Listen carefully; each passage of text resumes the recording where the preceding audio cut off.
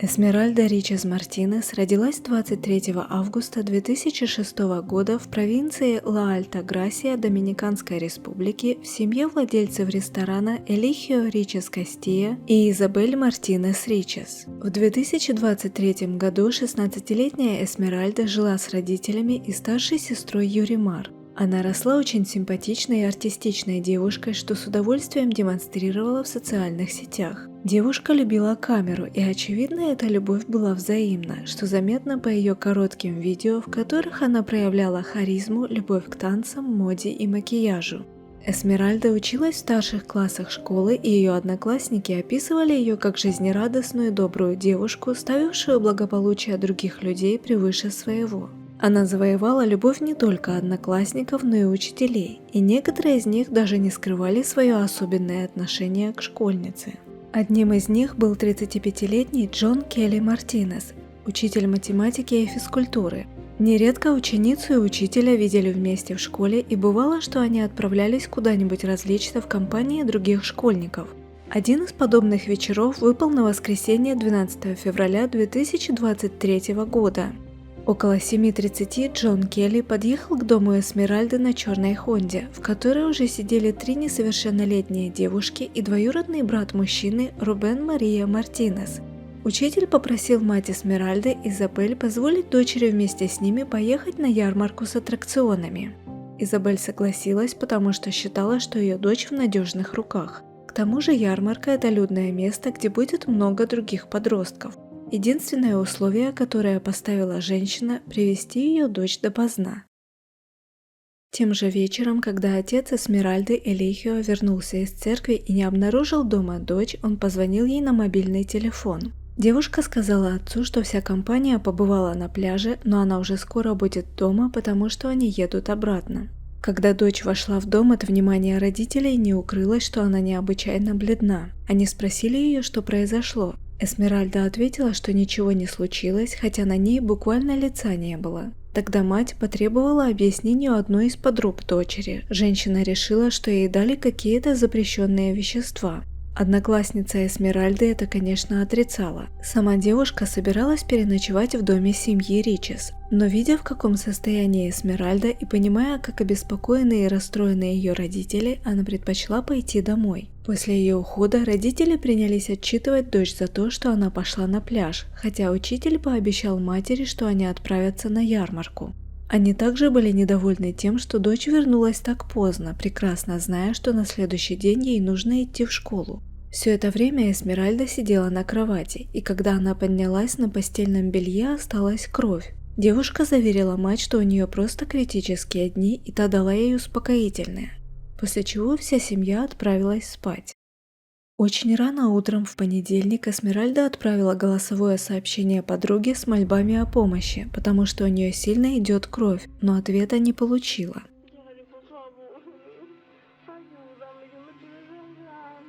Чуть позже, в 6:30 утра, Изабель несколько раз постучала в дверь комнаты дочери. Она пыталась ее разбудить, потому что Эсмеральде пора было собираться в школу, но та не реагировала на стуки матери. Тогда женщина позвала мужа, и вместе они открыли дверь.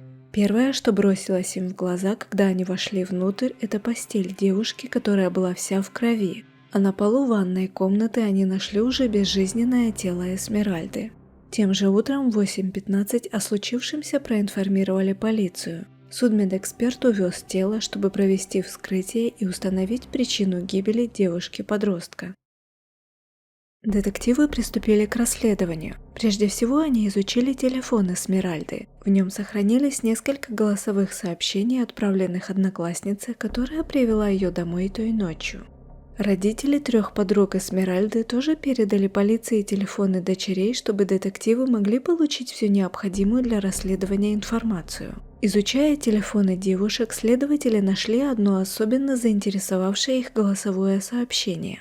Одноклассница и подруга жертвы упомянула, что Джон Келли добавил что-то в напиток Эсмеральды без ее ведома. Следователи также выяснили, что учитель постоянно поддерживал связь с подругами школьницы, спрашивая, как Эсмеральда себя чувствует.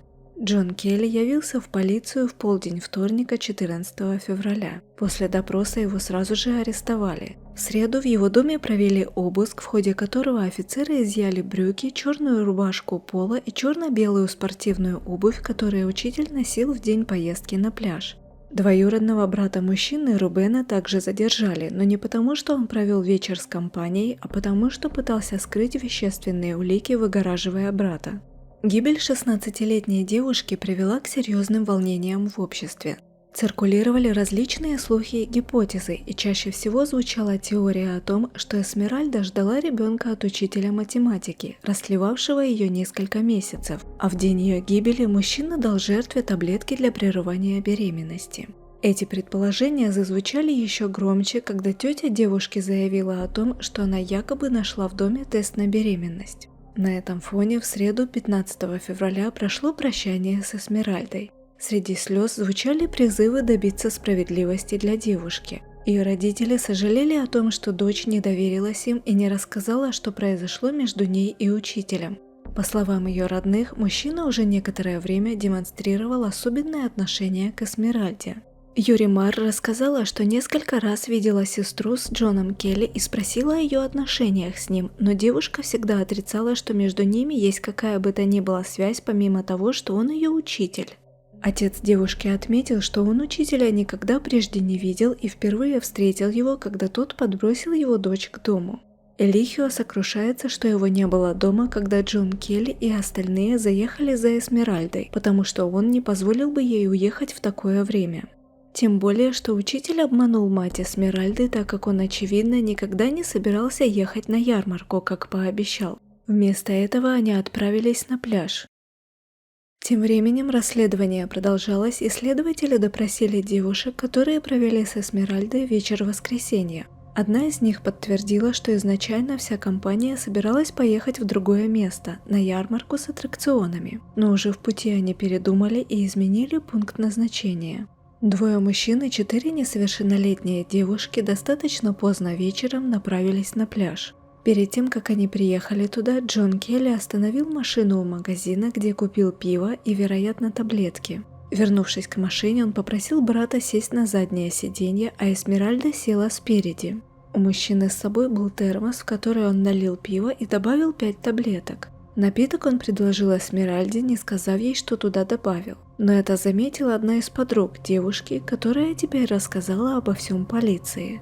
Приехав на пляж Макао, примерно в 28 километрах от дома Эсмеральды, девушки вышли из машины вместе с Рубеном и оставили учителя с Эсмеральдой. Они оставались наедине в автомобиле 30 минут. Конечно же, их длительное отсутствие заметили, и подруги Эсмеральды спросили двоюродного брата учителя, почему они к ним не присоединятся. Что он ответил, не сообщается.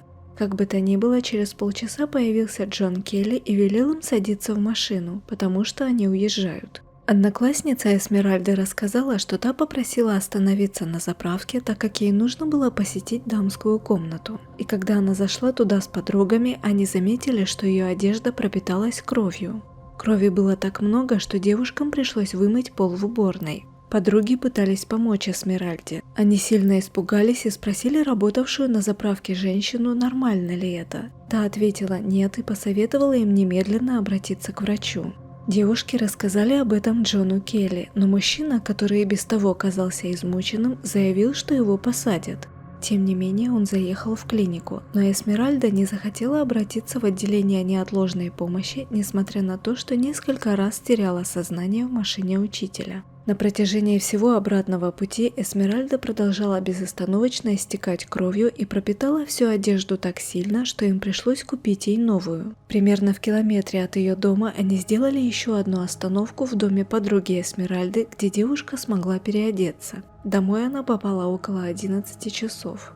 Благодаря этим показаниям полиция получила видео камер наблюдения из мест, где жертва побывала в воскресенье. Первая остановка компании была зафиксирована камерой заправки. На съемке видно, как Эсмеральда прошла в уборную. Менеджер заправки подтвердил, что двое мужчин покупали алкогольные напитки, а криминалисты нашли на парковке капли крови, что также подтверждает рассказ свидетельниц.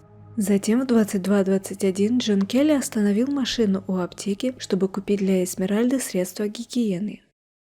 На фоне полученной полицией информации Джона Келли отстранили от работы на 90 дней. Если учителя признают непричастным к делу, его восстановят в должности и он получит всю зарплату. Хотя не похоже, что в ближайшее время это произойдет. Интересно, что мужчина женат на другой учительнице, в семье подрастают двое детей и учатся в той же школе, которую посещала Эсмеральда. Адвокат Джона Келли заявил, что расследование продолжается и его клиента нельзя ни в чем обвинить. Он подчеркнул, что только с результатами криминалистов и судмедэксперта можно будет сказать точно, что стало причиной смерти Эсмеральды. Первоначальные выводы полиции также вызвали множество разговоров в Доминиканской республике, где запрещены аборты, и все надеялись, что отчет судмедэксперта положит конец слухам и предположениям раз и навсегда. Однако не всегда происходит так, как ожидаешь. 16 февраля пришел официальный отчет, в котором было сказано, что девушка подверглась очень жестокому и грубому насилию, которое привело к сильной кровопотере и гиповолемическому шоку, что не позволило ее органам получать достаточно крови. Стоит отметить, что пациента с гиповолемическим шоком, как бы страшно ни звучало это состояние, можно стабилизировать. И медики знают, как эффективно помочь человеку, но, к сожалению, Эсмеральда в ту ночь так и не попала в спасительные руки врачей. После проведения вскрытия судмедэксперт рекомендовал сделать дополнительные токсикологические тесты, чтобы убедиться, что не появятся новые данные, способные повлиять на выводы о причине гибели Эсмеральды. Интересно, что узнав результаты экспертизы, которая исключала вероятность того, что Эсмеральда была в положении и у нее случился выкидыш, ее родные были явно озадачены и настроены весьма скептически. Дядя девушки прямо заявил, что семья недовольна тем, что отчет исключил беременность Эсмеральды, потому что эта теория лучше всего соответствовала тому, что уже успели выяснить следователи. Основываясь на анализах и выводах судмедэксперта, а также уликах, собранных в ходе расследования, был сделан вывод о том, что Джон Келли одурманил девушку без ее согласия и грубо надругался над ней на пляже, что привело к кровопотере и через несколько часов к гибели Эсмеральды. Двоюродный брат мужчины Рубен стал соучастником преступления, потому что знал, что жертва испытала по вине его брата и пытался помочь спрятать его окровавленную одежду. В понедельник, 20 февраля, прошло первое слушание по делу. Судья постановил, что учителя в качестве главного подозреваемого в насилии и убийстве девушки продержат под стражей до суда в течение года. Рубена из-под стражи освободили, но обязали периодически отмечаться в суде. Следователи также пристальнее изучат поведение подруг Эсмеральды, чтобы установить, не имеют ли они отношения к преступлению, так как их поведение вызывает много вопросов. Даже родители Эсмеральды подозревают их в сговоре с учителем. Со своей стороны адвокат подозреваемого предпринял довольно странную стратегию, пытаясь отвести внимание от своего клиента и направить его на других людей. Он обвинил родителей девушки в плохом отношении к ней и в качестве подтверждения своей теории привел видео Эсмеральды, которое она записала еще в 2021 году, где было сказано, чтобы получить цветы 14 февраля, нужно умереть 13. Скорее всего, это была шутка, но адвокат пытается увидеть в ней намного более мрачный подтекст. Несмотря на то, что родные Эсмеральды подчеркнули, что они довольны мерами, принятыми судом, они настаивают на дополнительном расследовании и проведении анализов, так как они не полностью удовлетворены первоначальными выводами следствия. Как пояснил их адвокат, они хотят быть полностью уверены в причинах, которые привели к смерти Эсмеральды. Отец девушки заявил, что поведение Джона Келли невообразимо, потому что учитель должен быть отцом и защитником для учеников, а не преступником. Он надеется, что мужчина заплатит за то, что сделал с его дочерью по всей строгости закона. Остается много вопросов и сомнений касательно этого дела, поэтому следователи продолжают работу, пока предполагаемый преступник остается под стражей.